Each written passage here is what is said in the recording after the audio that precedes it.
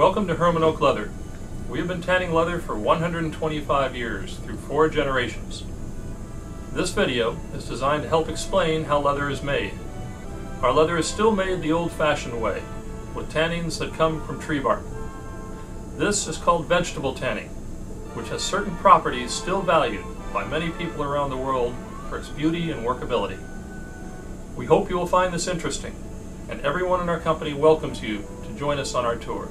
The tanning process you will see here is one of the oldest tannages, called vegetable tanning, as it uses the tannins from organic matter like tree bark, leaves, and nuts.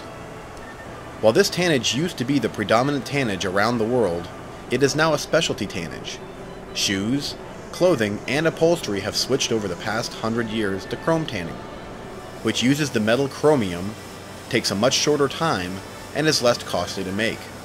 The vegetable tannages you will see here, however, still retain their ability to mold, carve, provide firmness, and are compatible with skin, which are fundamental to their use in the markets for the horse, pet, orthopedic, and craft industries. A century ago, this vegetable tannage used to take up to a year for each hide. Nowadays, it still takes between 1 and 3 months. Raw hides, if left wet, will rot. If raw hides are dried, they will not rot, yet are no longer flexible and have limited use. Tanning is simply a method of combining another substance, called tannin, with the hide fiber to allow the resultant leather to be dried, yet remain flexible. The chemical process of getting there, however, is very involved. Hides are removed from the cattle at the packing plant, washed, fleshed to remove fat, trimmed, then the water removed in a donut-shaped raceway, using a saturated salt brine solution. They are then sorted for gender, weight, and brands. Our industry uses the heavier weighted portion of the native or non-branded male steer sides, or about 1% of the available cattle hides of the U.S. The U.S. produces about 30 million hides a year from a cattle population of around 100 million. You may notice on this cured hide some of the natural wrinkles and draw which comes from the growth and the breed of the animal. Tanners attempt to minimize the appearance of these, yet they can never be fully corrected. The first operation the tanner performs is to soak the hide back to its original water content by removing the salt. The hair is then removed with lime and sulfide, forming a lye-type solution to break down the hair. The lime has the additional benefit of plumping the fibers by raising the pH, opening the fibers so they accept the later tannins. This is the first major chemical process which needs stringent quality controls for pH, temperature, and alkalinity. The limed hides are fleshed to remove excess fatty tissue.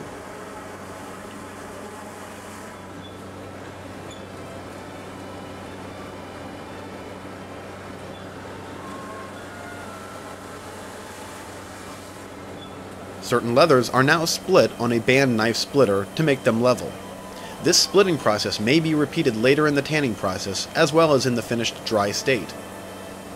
Some tanners also use shaving machines to make the leather level. The lime is now removed from the hides, gradually lowering the pH back to neutral.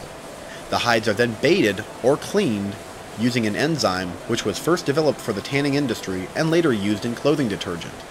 When the hides come out of these paddles, they can be dried to make rawhide dog bones or rawhide stamping pallets. This is the second major chemical process, which is closely controlled for pH and temperature. The chemistry in tanning is like building a house, where the foundation is most important and every level is dependent on the previous one to ensure the highest quality. The hides are now placed into the tanning solution, which is similar to coffee. Here the tannin molecules gradually penetrate the hide fibers. It is here that the carving and molding characteristics of the leather are set. This is the major chemical process in tanning, taking up to 6 weeks for vegetable tanning. The process must be tightly controlled on a daily basis for acidity, pH, tannin strength, and purity. Chrome tanning does not use this step, but is done instead in a large drum like you will see later, and takes less than a day. This is how the vegetable tanning extract comes to the tannery.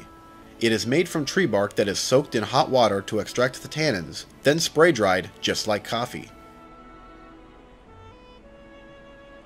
The final chemical process is done in large rotating drums or mills.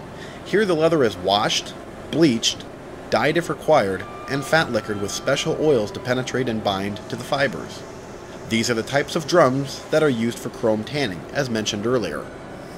The wet leather is now wrung on a machine with a felt-covered roller, very much like Grandma used to use for her clothing.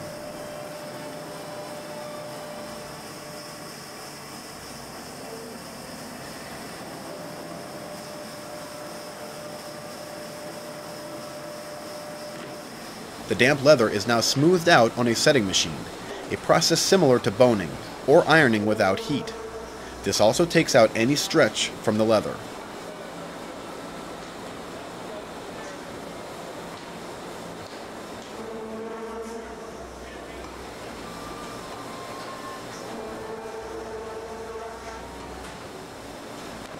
The leather is now dried on frames in temperature and humidity controlled rooms over 3 days. The leather is now dry and sent to the finishing department where Herman Oak trims the leather to remove unusable edges.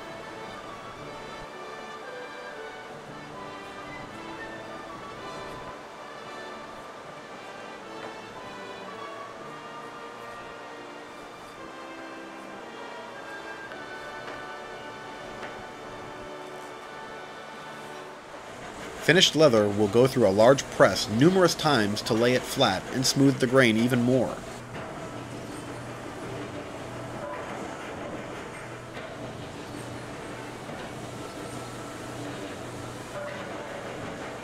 In the old days, tanners used to sell tannery run, which meant a mix of whatever hides come from the packer.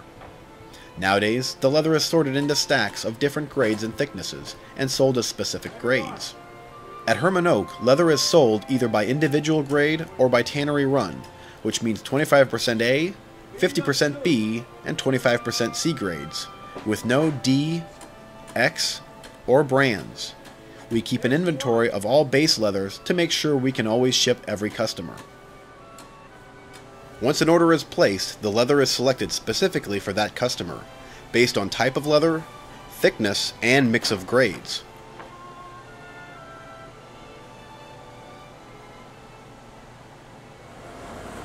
Leathers that require exact thickness will be run through a dry splitting machine. This splitting machine is the most highly calibrated machine in a tannery, similar to that of a stitch-and-all sewing machine.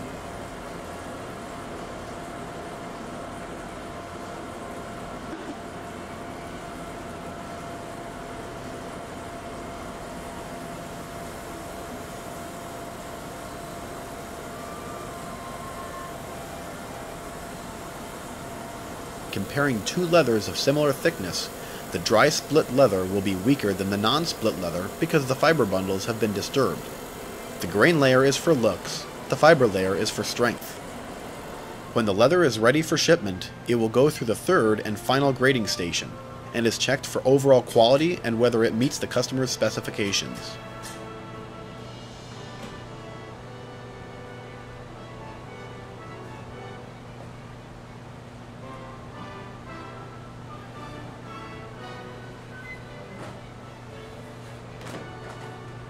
The leather is then measured and stamped with the square footage.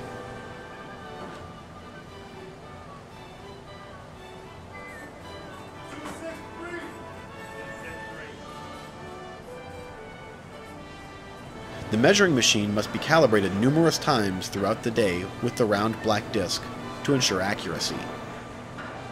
Finally, the leather is rolled or palletized, loaded on trucks, and sent on its way.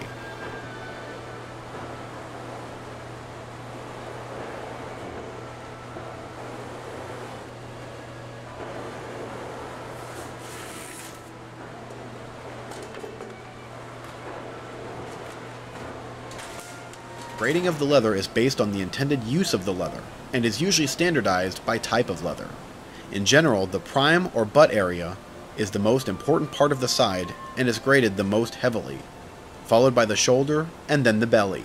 For skirting leather, the prime butt area, where the saddle seat is cut, is the most important. For tooling and holster leather, the prime butt area is still most important, yet the shoulder is also important for cutting parts.